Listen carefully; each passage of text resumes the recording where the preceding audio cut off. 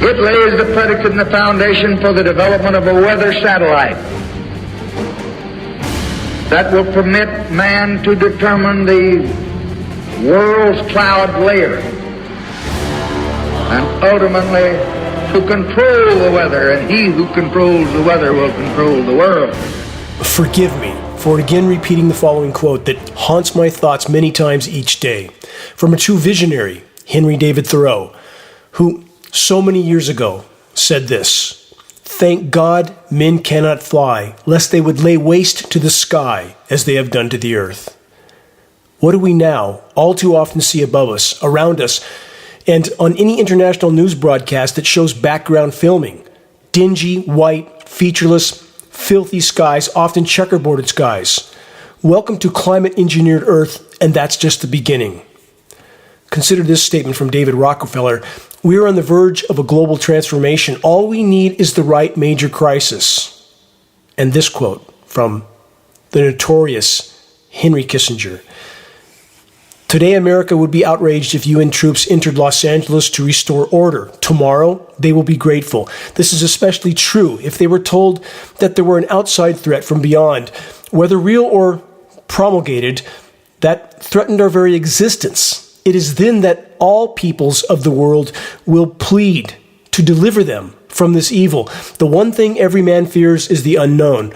When presented with this scenario," Kissinger states, "individual rights will be willingly relinquished for the guarantee of their well-being granted to them by the world order."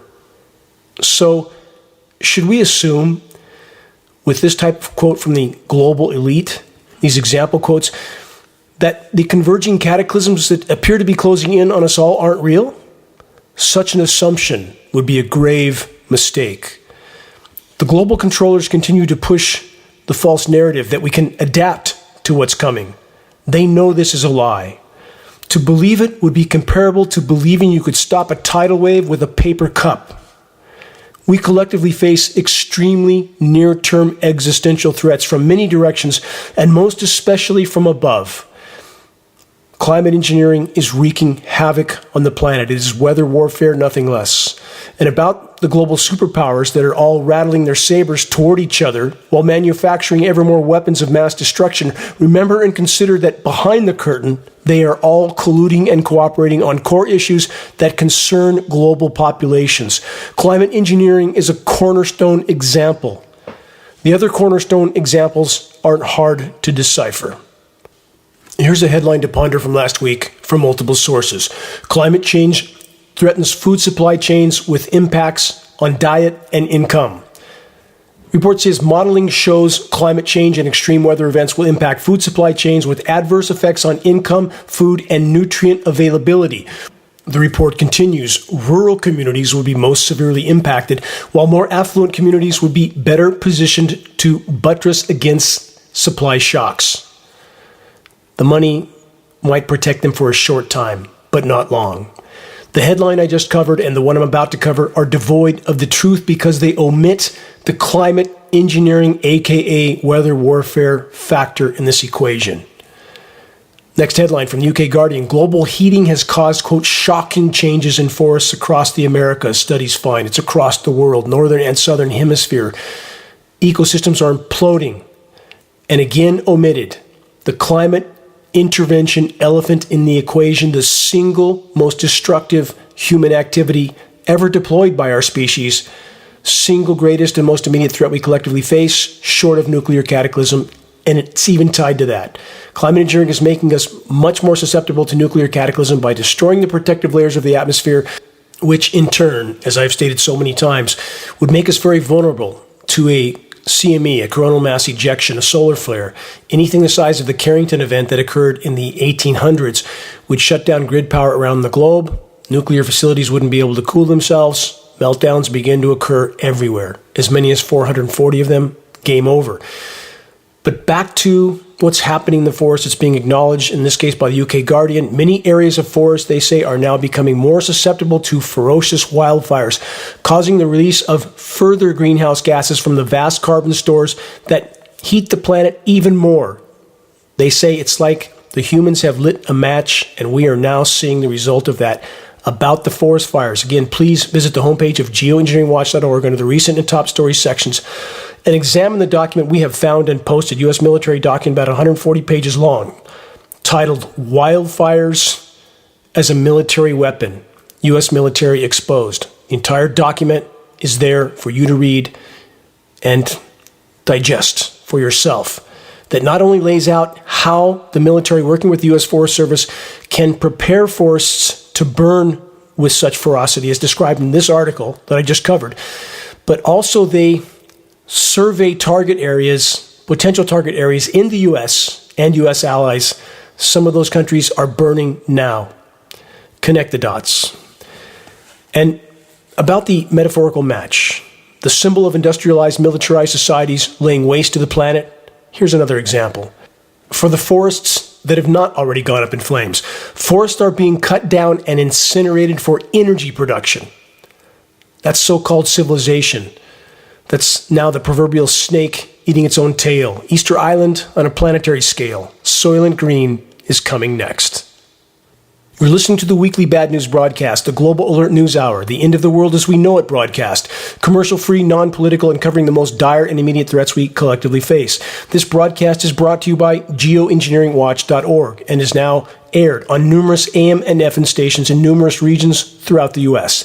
This is Dane Wigington, your host. Please check the homepage of Geoengineeringwatch.org for our YouTube channel, posts of this report, and other breaking issues.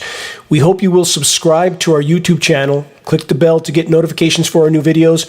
Likes, comments, and sharing helps us to get this broadcast out to new listeners. Also, our groundbreaking documentary exposing global climate engineering operations titled The Dimming, available to view for free on the homepage of geoengineeringwatch.org. Please help us to expand our voice, and in doing so, to help us more effectively sound the alarm. Again, our website, geoengineeringwatch.org, the largest and most visited source in the world on the subject of covert climate engineering operations. Moving on, from CNN, American farmers are killing their own crops and selling cows because of extreme drought. The same in Europe, the same in South America, the same in Africa.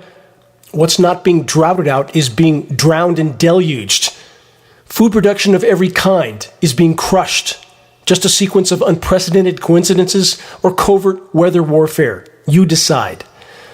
Next headline, experts say the term, quote, drought is insufficient to capture what's happening in the U.S. West. As Geoengineeringwatch.org has tried to warn about for a decade and a half, climate engineering operations are cutting off precipitation from the U.S. West. We can see it on satellite imagery. We're not guessing. How much worse will it get? There's some twists coming. Stay tuned. Next headline from last week, this one from Politico.com.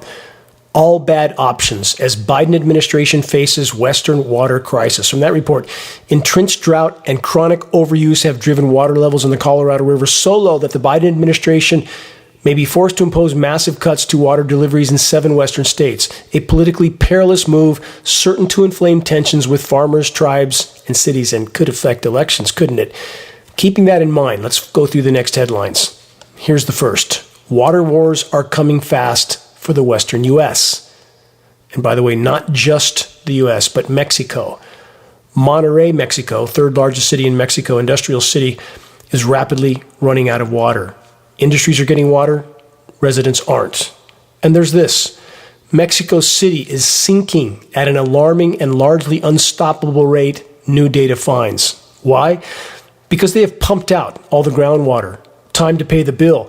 Mexico City and its suburbs are the most populated in North America, well over 20 million. It's sinking at 15 inches a year. Infrastructure is doomed. The city is doomed and drying out by the day. And this is just the beginning. Now listen very closely to this next headline from last week from many sources, many mainstream sources. After we've been warned about the Western mega drought continuing for the coming decades, which is the schedule, by the way. It's not a prediction. That's the schedule. Consider this out of the blue headline. Again, from all major sources last week. Quote, a disastrous mega flood is coming to California. Yes, they say mega flood. Experts say, and it could be the most expensive natural disaster in history. Stay tuned for more on that. The weather makers control the spigot. Never forget that. Apocalyptic drought, biblical scale deluge, record wildfires, imploding ecosystems all over the world, mass animal and insect die-off, a disintegrating ozone layer that's allowing lethal UV radiation to bombard the planet and the plankton, which are collapsing in oceans around the world. No plankton, no people. Thousands of thermal nuclear warheads and 440 nuclear power plants all waiting to go kaboom. Welcome to the party, and it's just getting started. Forgive me, I need to rant for just a moment. I still see and hear far too many radically optimistic estimates of how much time we have left before impact. Here's reality. The grand finale is already beginning to unfold. And above it all, the toxic spraying and microwaving of our skies continues and remains unnoticed by the majority, no matter how shockingly visible it is. Denial that has been so effectively trained and taught to the masses from birth that it's now just a natural knee-jerk response. And no, the unfolding earth changes are not just, quote, nature's cycles. I'm always perplexed by this conclusion being presented as having any basis in reality. It doesn't. It's as unreasonable as this example, which I've cited many times. If you found a body that had been beaten, shot, stabbed, blown up, run over, burned, etc., and then you claimed the poor soul died of natural causes, would such a claim hold water? Obviously not. We have laid waste to our formerly thriving planet in the geologic blink of an eye. The damage did not come from nature, it came from the human race. Single most destructive human activity of all, at the top of that list, single greatest and most immediate threat we collectively face short of nuclear cataclysm, continues to be climate engineering. A message to survivalists and preppers, keep this in mind. As an example, no ozone layer, no point, game over. Climate engineering is the core cause of ozone layer damage. This factor, in and of itself, is an extremely near-term existential threat, and there are so many other converging parts of the puzzle. So many ask, if this is so, what's the point of trying at all? This is why. Because if we can alter the current course, we will change the point of impact. We can possibly delay it, or even alter the composition of it. If you're in a car going 100 miles an hour, straight toward a concrete wall, and you keep going on the same course at the same speed, or perhaps even faster, you can say with absolute certainty that you're going to hit with catastrophic force the proverbial end of the road. If by our collective efforts we are able to even slightly turn the wheel of the proverbial car that's currently carrying the whole of the human race, or slow the velocity of the car, the impact outcome is altered, perhaps dramatically. Can we completely avoid the coming collapse? No. It's already a given, a mathematical and statistical certainty short of divine intervention or some other unknown benevolent ally of unimaginable power. The human race has sown to the wind, and now comes the whirlwind, as the proverb goes. And no, it's not just the fault of the power brokers. They could not do what they have done without the active or passive support of the majority population. Please never forget that. Yet still, the epidemic of societal denial continues. Let's ponder this over 2,000-year-old quote on the insanity of humanity. Strange times are these in which we live, when old and young are taught falsehoods in schools, and everyone who dares to tell the truth is called at once a lunatic and a fool. That came from Plato, well over 2,000 years ago. At the current crossroad of the human race, the term is conspiracy theorist. Nothing has changed, only the terminology. And any who question the official propaganda is instantly marginalized by the fully programmed portion of the population that have completely committed themselves to the matrix on which they believe their life of endless bread and circus depends. Fluoridated water, aluminum skies, chemical-laden GMO frankenfoods, and endless internet surfing all have contributed to the very dark corner that we now find ourselves in. Then there's this to consider, from Albert Einstein. He said, "Only two things are infinite, the universe and human stupidity, and I'm not sure about the universe." More specific details on the insanity of humanity shortly. Stay tuned. The human race is circling the proverbial drain. The clock has almost run out, In how many arenas are how many so-called experts continuing their unwillingness to even look at the truth, let alone acknowledge it, in spite of the fact that the consequences of their professional denial are manifesting by the day? The extremely near-term fate of our species is now in the balance. Indeed, the entire web of life. Consider that the whole of the so-called climate science community continues to tell us that we need to engineer the climate by using jet aircraft to spray particles into the sky, which they say will make it hazy, with dirty white skies as the jet spraying blots out the atmosphere above us. And if you were to point at the sky, where everything they just described is already occurring in shockingly visible form, the so-called scientists will, without a second of consideration, say, quote, "Oh, that's not what that is." But, they say, that's exactly what it would look like if it were happening. And then there's the fact that all the toxic climate engineering elements are in every drop of rain that falls all over the world. Proven by peer-reviewed science study released about 2 weeks ago. Covered that on last week's broadcast. The whole of academia and all official sources maintain their ludicrous denial, and the majority of the population is so far all too willing to go along. It would seem, until the moment of impact, which now draws very near. I hear this from people about environmental disintegration. They say, "I just don't know who to believe." Here's my response. Don't believe anyone. Use your God-given sense of reason. You have it for a reason. Exercise it. We're not allowed to put it on a shelf and do nothing with it.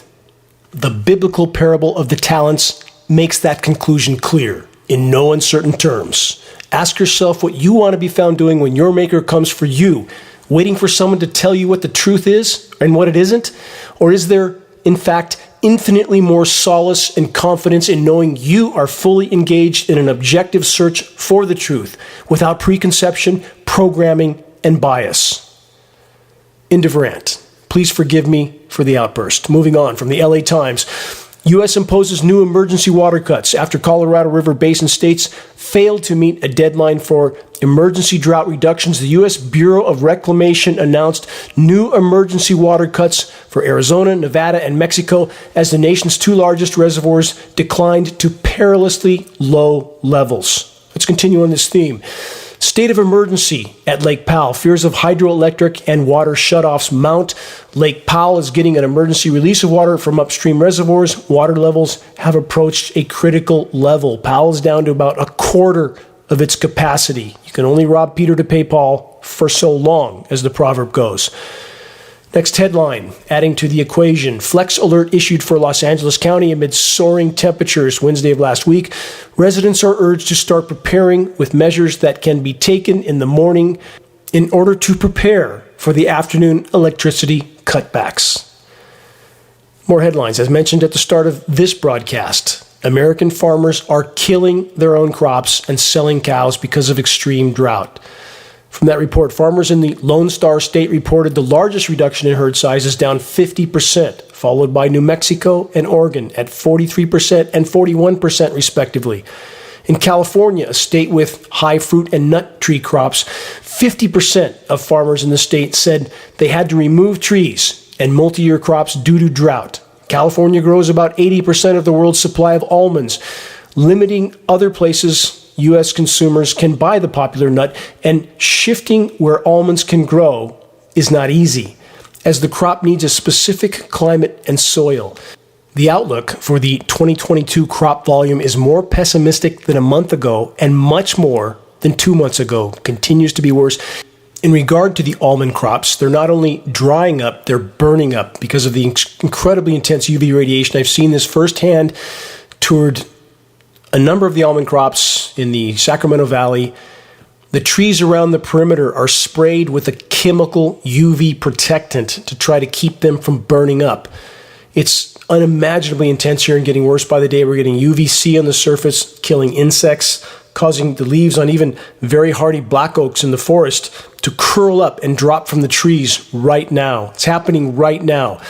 It's warming waters at an incredible pace, causing algae blooms, killing fish. No ozone layer, no functional ozone layer. We're done. Simple. It's happening by the day. Climate engineering is the core causal factor, and the so-called climate science community is doing their best to cover it all up. Next, as mentioned at the start of this broadcast, from CNN, what twists of fate do the weather makers have in store for us now? Here's the headline from last week. A disastrous mega flood is coming to California, experts say, and then they say this: it could be the most expensive natural disaster in history. Where did this come from?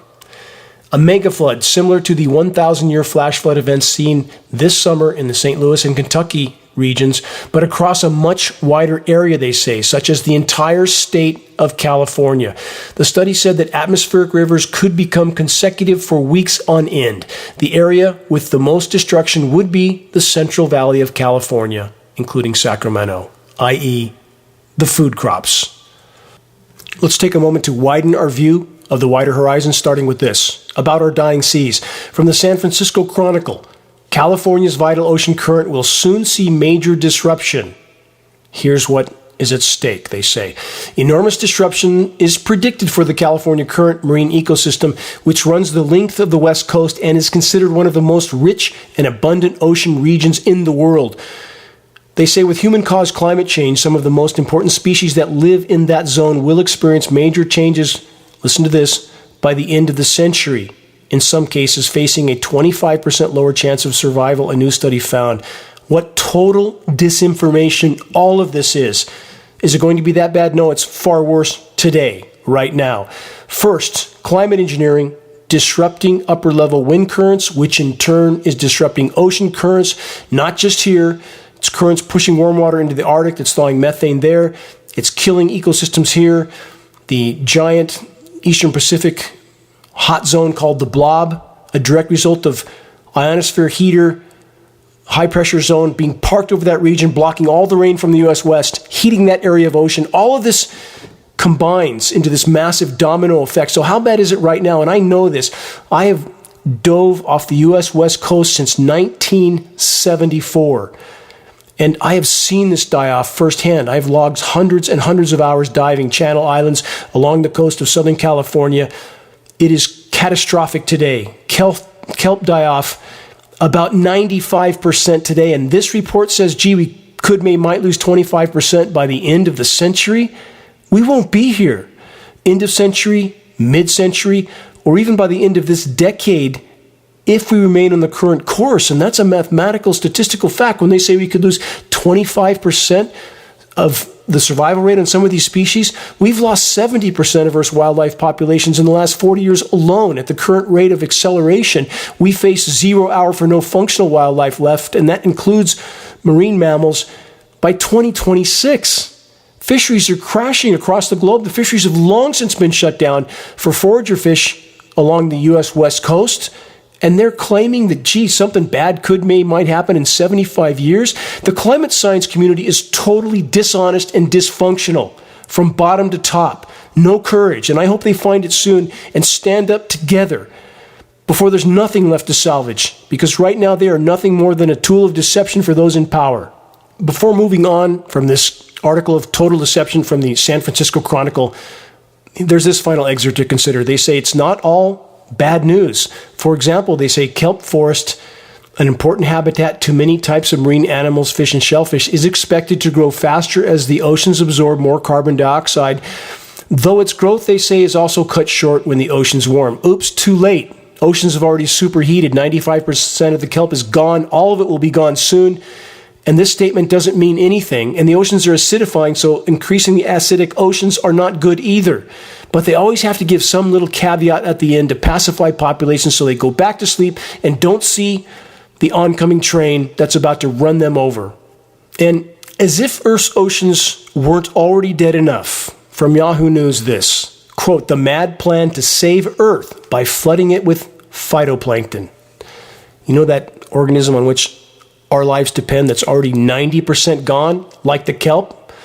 And now the so-called scientists think they're going to magically resurrect all the plankton by dumping toxic iron oxide into the world's oceans in the ill-fated attempt to force a plankton bloom with plankton that's already largely dead?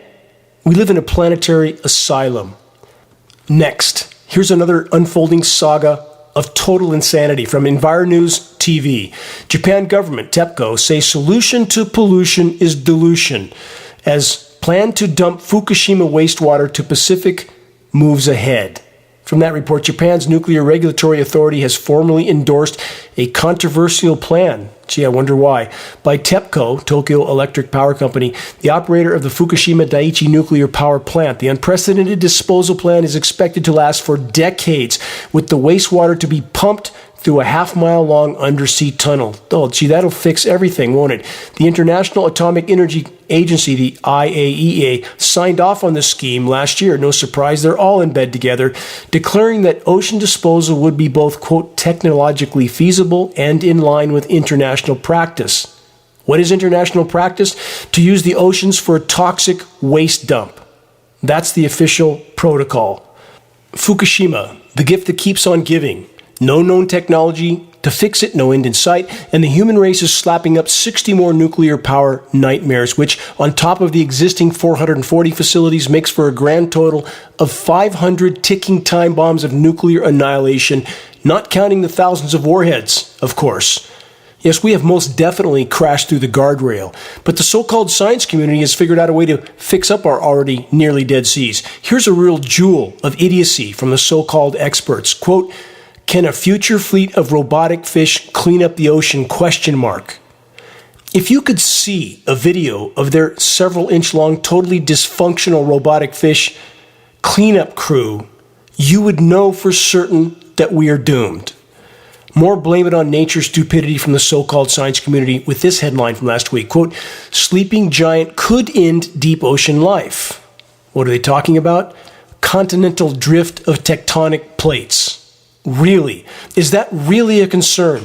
A geologic possibility sometime in the next 500 million years when the human race has all but killed the oceans in the last 100 years and will be gone, likely in the next few years on the current course? And the experts have nothing to do but to warn us about a potential event that could possibly happen 500 million years from now? Moving on, here's another new headline of total deception to consider from academia, from Futurism.com.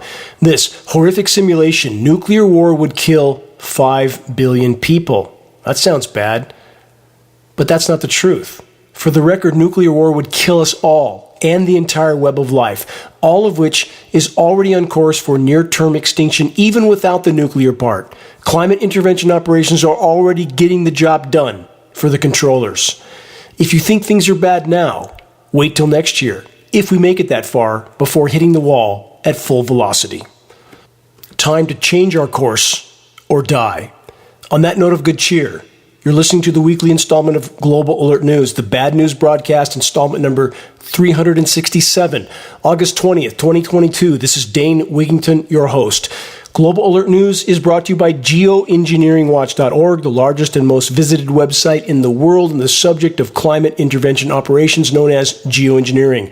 The commercial-free, non-political Global Alert News Hour is now broadcast on AM and FM stations in Florida, Texas, 2 stations in San Francisco, Sacramento, San Diego, 2 Colorado stations, including Denver, Portland, Phoenix, Santa Cruz, Tucson, Arizona, San Bernardino, California, Las Vegas, Washington State, Alabama, New York State, and more to come if all goes as planned.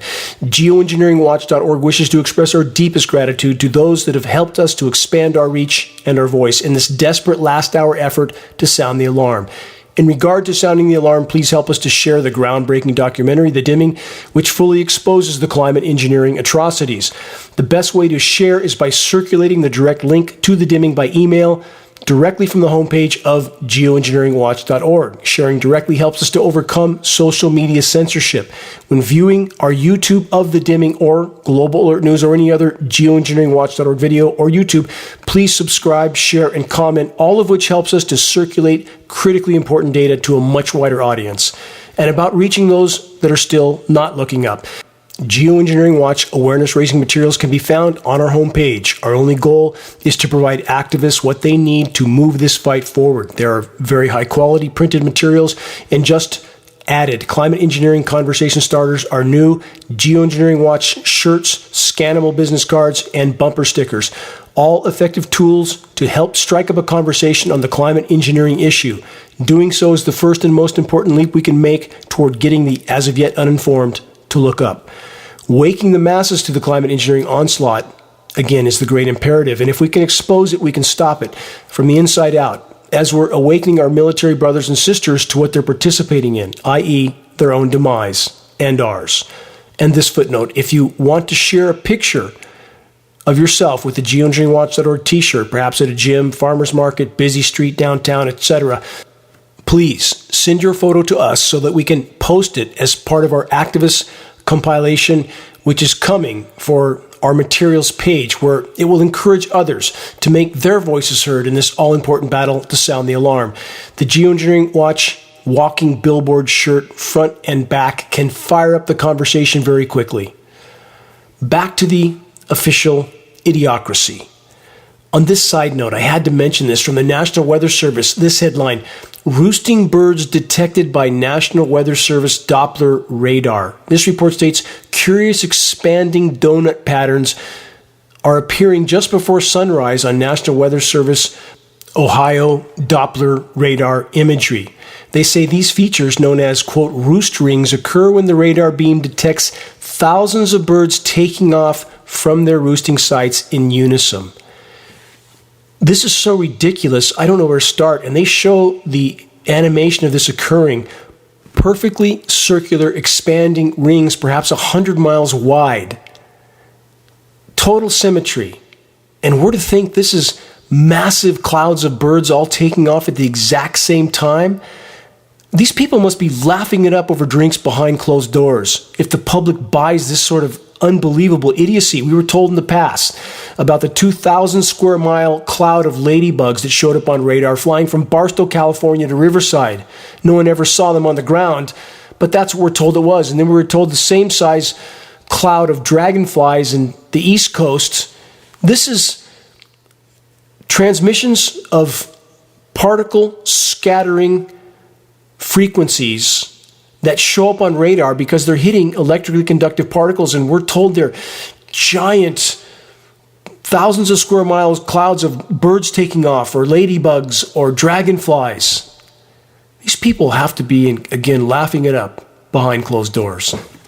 The microwave transmissions in question are yet another layer in the climate engineering onslaught of total insanity, which is no laughing matter, as the weather warfare continues unabated. On that note, from Yahoo News, northeastern farmers face new challenges with severe drought. The impacts of climate change, no mention of climate engineering, of course, have been felt throughout the northeastern regions. Fire departments are combating more brush fires, and crops are growing poorly, if they're growing at all. Again, many factors in that equation. Doesn't matter how much you water them, the water is toxic. Intense UV radiation is bombarding them. Incorrect atmospheric chemistry and atmospheric relative humidity causes organisms, crops, trees to shut their stomata, their respiratory ports. They stop breathing, they stop absorbing carbon, they stop feeding, they stop exhaling oxygen. Whole system shuts down. Not to mention the now disrupted photosynthesis from the light scattering particles in our sky. Let's blast through as many headlines as we can. Also from last week's CNN, all of Massachusetts now in drought amid alarming expansion of dry conditions in the Northeast. They say flash drought. Remember that term that we never saw beyond a decade ago or so? Now we have flash drought everywhere. Flash drought conditions expanded and intensified in New England over the past week, according to the latest report from the U.S. Drought Monitor. Extreme drought, level 3 and 4, now covers eastern Massachusetts, Connecticut, and the entire state of Rhode Island. More from NBC. The U.S. could see a new extreme heat belt by 2053. They say a new study by the nonprofit research group First Street Foundation found that within a column of America's heartland stretching from Texas and Louisiana north to the Great Lakes, residents could experience heat index temperatures above 125 degrees Fahrenheit by 2053. That sounds hot, doesn't it? If we remain on the current course, that temperature will sound frigid compared to what's actually occurring, and we'll be long gone. That's not an opinion. It's a mathematical and statistical trajectory. More headlines, this from many sources. Worst ever drought devastates Europe. Climate change driving unprecedented forest fire loss. From that report, forest fires supercharged by climate change are burning twice as much global tree cover as 20 years ago, according to data released last Wednesday. The equivalent of 16 football fields are now lost every single minute. Boreal forests that blanket much of Russia, Canada, and Alaska, which are among the largest stores of carbon on Earth, are all burning. As catastrophic as the wildfires are, deforestation and forest degradation are taking an even bigger toll on Earth's remaining forests. Not going to be trees left for much longer. And again, about the fires, geoengineering, largest single core causal factor. Please search the engineering wildfires section on the homepage of geoengineeringwatch.org and learn what few want to know. Next headline, European drought dries up rivers, kills fish, shrivels crops. From that report, from dry and cracked reservoirs in Spain to falling water levels on major arteries like the Danube, the Rhine, and the Po, an unprecedented drought is affecting nearly half of Europe. It is damaging farm economies, forcing water restrictions, causing wildfires, and threatening aquatic species. And Europe's dry period is expected to continue. That means it's scheduled to continue, by the way, in what experts say could be the worst drought in 500 years. Already past that point. This is exactly what Geoengineeringwatch.org has been warning about for the last decade and a half. It's here. It's unfolding now. The report continues. Europe isn't alone in the crisis, with drought conditions also worsening in East Africa and the western United States we know about, and northern Mexico. Already talked about that. About the fish dying in European rivers, nuclear power plants are now dumping superheated reactor cooling water straight back into already too low and too hot rivers. Thus, the fish are being killed. In other rivers and water bodies, the incredibly intense UV and constant heat is enough to get the job done, and the rivers are simply drying up, and the UV crushing crops as well. More headlines, Europe's Rhine River dries up. And this, EU countries rush to help France tackle, quote, monstrous wildfires. Again, France, one of the countries named on the report, just put up at geoengineeringwatch.org from the U.S. military and the U.S. Forest Service titled, Forest Fires as a Military Weapon. Yes, France on that list, burning now. From phys.org, 2022 sets record fire activity in southwestern Europe. Scientists say heat waves such as the exceptional hot and dry spell over Western Europe are made significantly more likely to occur due to man-made climate change. Guess what makes them even more likely still to occur? Climate engineering and ionosphere heater facilities, which are the core driver of the now constant heat domes setting up everywhere. That's what these facilities do. If you think this is science fiction, you haven't done any investigation whatsoever, please start with this. Search the ionosphere heater term and then take the time to view the Martin Sheen narrated documentary titled Holes in Heaven and continue your research from there. These facilities are real, they are weapons of mass destruction, and they are wreaking havoc around the globe. Let's continue on this same theme on the ionosphere heaters and what they can do, because it's a very overlooked yet core aspect of the climate engineering insanity. Here's an article from last week. Important phenomenon. The blob would be back, and indeed it is. What's the blob? I'll get to that. Here's from this report. The development of this curious anomaly, which scientists call the blob, started again in May, but it intensified in July. A high-pressure area, again, that's what we're talking about, ionosphere heater-created high-pressure dome, has built up in the central North Pacific. That's what's blocking the rain from the western U.S., playing a key role in warming the waters. Again, for all the reasons I've already cited, went over that earlier in this broadcast. A key factor in this anticyclone, which means high pressure rotates clockwise in the northern hemisphere, called an anticyclone, which has imposed itself for many weeks in the sector. It's not imposing itself, it's being put there by weapons of mass destruction like HARP, which is probably behind this particular anomaly. This type of atmospheric context reduces the presence of winds. The anticyclone at the origin of the blob can have an impact on the polar jet stream. That's the one that controls the trajectory of low pressure systems and air masses, and thus precipitation. That's what blocks the precipitation. And we have satellite images that clearly show the effect of this high pressure dome, termed the ridiculously resilient ridge by so-called meteorologists that are nothing more than script readers at this point, passing on the scheduled weather from entities like Raytheon and Lockheed Martin, again, who do all the weather modeling for the nation's so-called weathermen, National Weather Service and NOAA. Why do they need geoengineering contractors to tell them what the weather is going to be? Because it's the scheduled weather again. Please, to learn about what they're doing to the U.S. West, which is a model for what's happening in other places around the globe. We have a series of articles on this subject. Here's one. Search geoengineeringwatch.org, Frying the West to Cool the East. And there are other titles in that category. Again, they're also listed under the engineering drought sections and the engineering wildfire sections as well. But please look at these articles, look at the modeling on them and the information that's contained in them, and you will understand what's being done to the West and how that affects the eastern U.S., which the population is being kept much cooler and wetter. That's the majority of the population in the U.S. It keeps them oblivious to what's happening around the rest of the world, and that is part of the plan. Keep the population completely asleep at the wheel until we hit the wall at full velocity.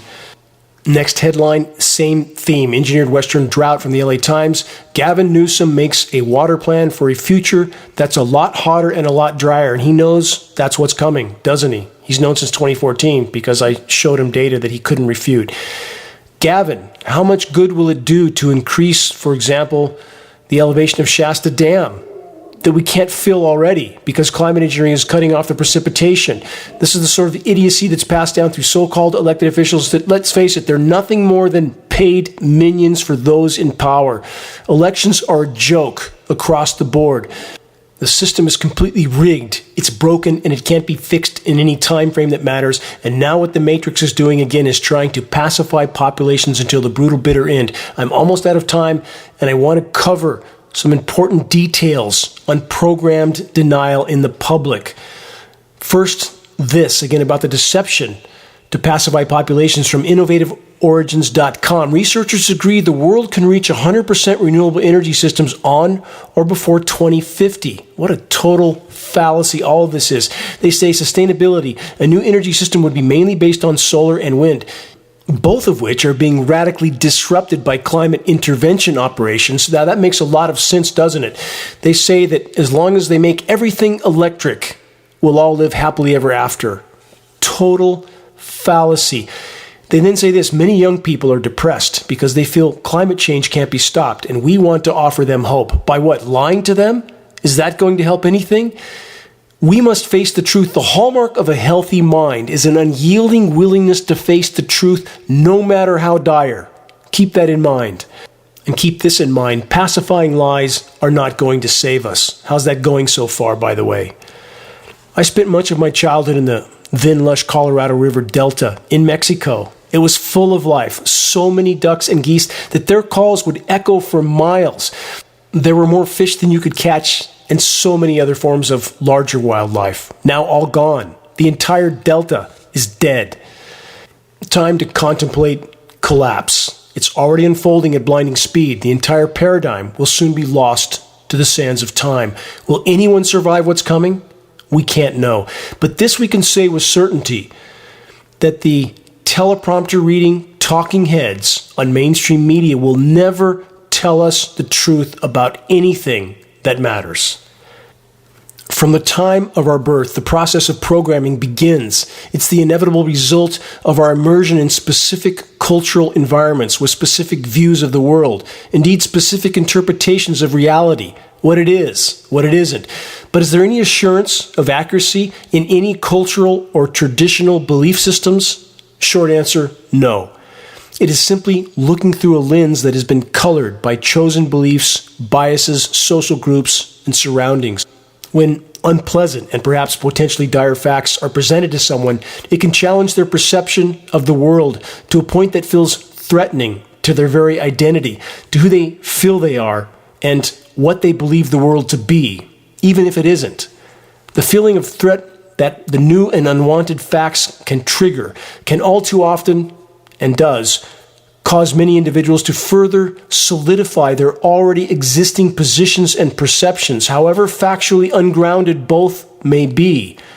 Cognitive psychology and neuroscience studies have proven that far too many people form opinions based on emotions like fear, contempt, and anger, rather than relying on facts. New facts all too often don't change people's minds.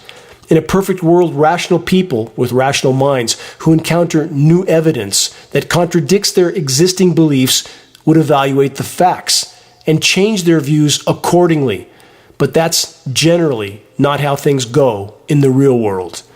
Cognitive bias is a major part of the problem that quickly rears its head when people encounter evidence that contradicts their existing beliefs.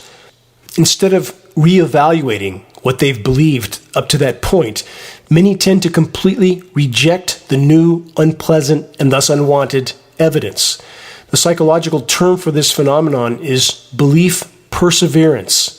This can happen to any of us. There is also the condition called confirmation bias, and this also must be considered. This malady compels many to seek out sources of information that confirm what they've already chosen to believe. It compels the same people to limit their social interaction to circles that have adopted the same beliefs or belief system. Objective investigation of foundational facts that don't support what they've already chosen to believe is generally not a part of their equation.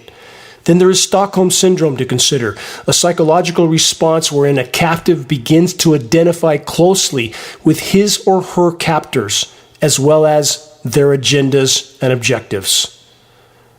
Where does this piece of the puzzle fit? You decide. Here's the bottom line. For far too many, facts don't matter, and they can't be forced. Even if the information is irrefutable, it will be denied and ignored if it's too threatening, and thus not wanted. Plant seeds of awakening. The acorn will grow into an oak once the needed conditions unfold. A picture is worth 1,000 words, as the proverb goes. Geoengineeringwatch.org will continue to do our best to provide the data and materials needed to help awaken populations to what's occurring in our skies and unfolding on the wider horizon. The sand in the hourglass is running down by the day. All are needed in this most critical battle to sound the alarm.